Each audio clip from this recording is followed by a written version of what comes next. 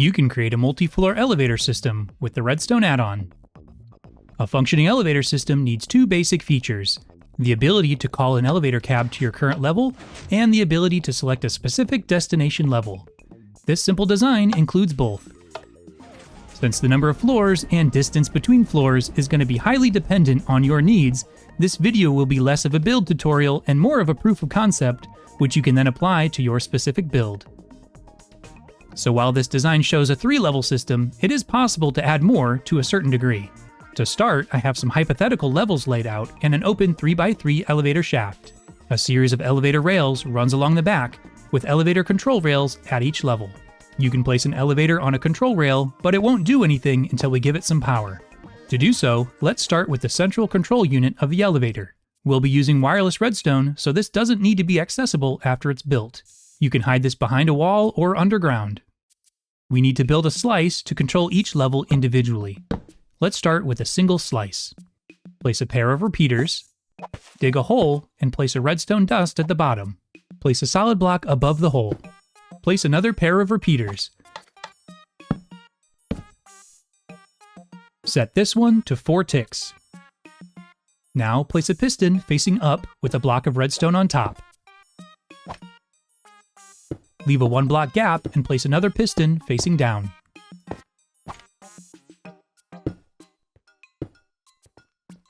Place 2 blocks behind the block of redstone. I'll be color coding these blocks for each level.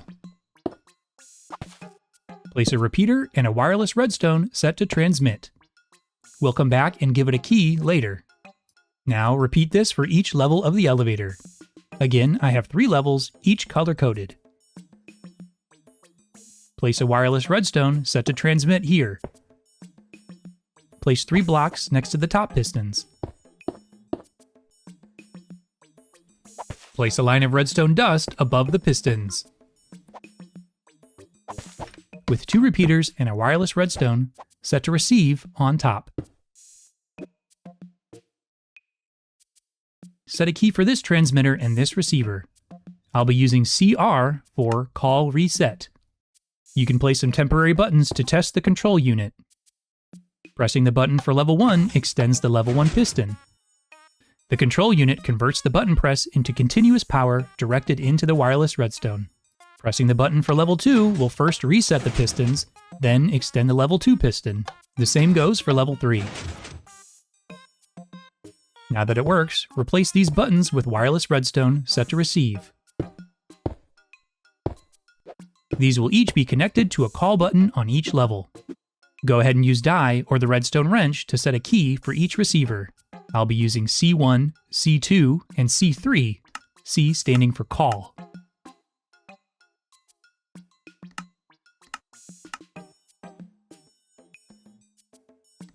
Then also set a key for each of these transmitters. I'll be using L1, L2, and L3, with L standing for level.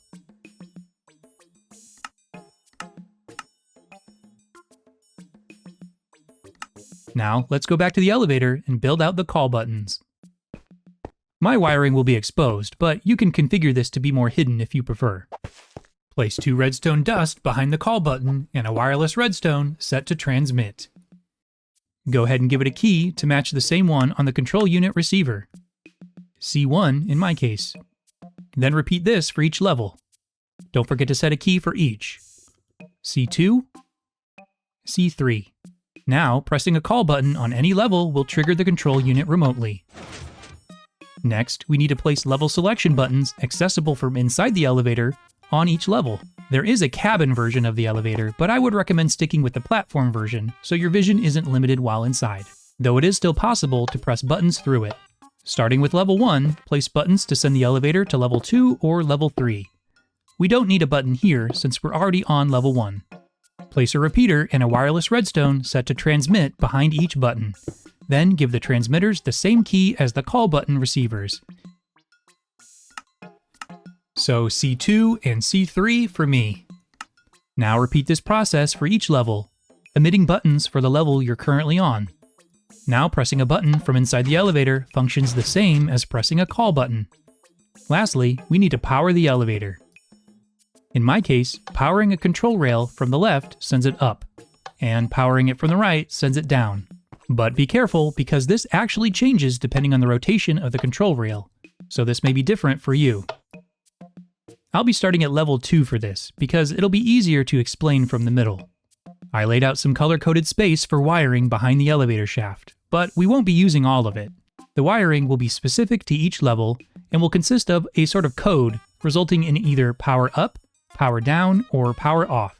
So, when we're on level 2, we want to go up when we press the button for 3, and down when we press the button for 1. Meaning, we only actually need to wire for level 3 on the up side, and level 1 on the down side. So we can remove all of these. We also don't need wiring for the level we're currently on, since the elevator will stop at any unpowered level. Here on the down side, we need a pair of repeaters and a line of redstone dust leading into the elevator control rail. Place a wireless redstone set to receive here. Give it the same key as the transmitter on the control unit for level 1. So L1 for me. Do the same for the upside for level 3. 2 repeaters, line of dust, and a wireless redstone set to receive. Give it the same key as the control unit for level 3. So L3 for me.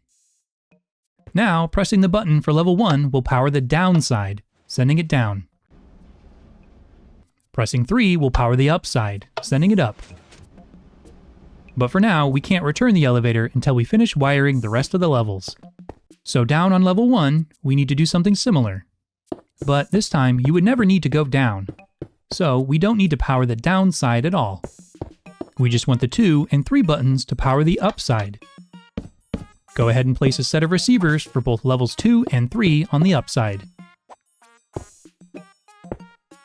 Give these keys to match the control unit, L2 and L3 for me. Lastly, up on level 3, we need to power the down side only. So another set of receivers for both levels 1 and 2.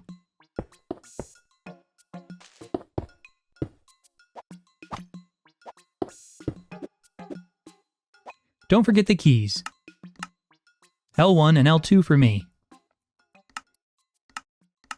Now we're all done.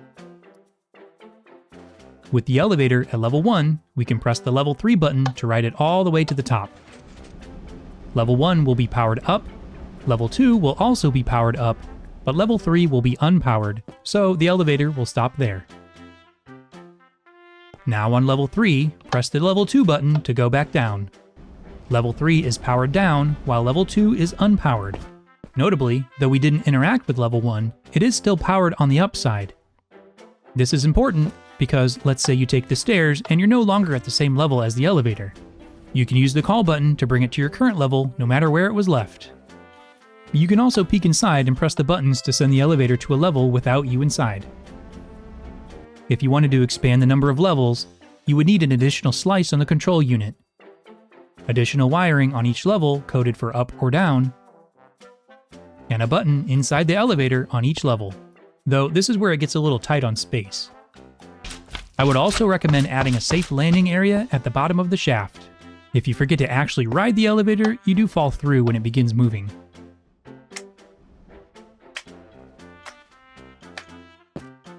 But that's it.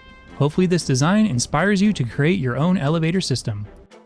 If you found this helpful, please consider subscribing for more technical builds using add-on content.